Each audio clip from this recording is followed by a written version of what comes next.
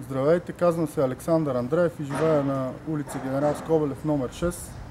Обръщам се към медиите във връзка с тази разкопана улица, която вече почти една година тормози всички живущи тук в квартала. Улицата е в това състояние благодарение на един предприемач или инвеститор по-скоро, който на свой парцел построи кооперация, обаче не възстанови настилките след това.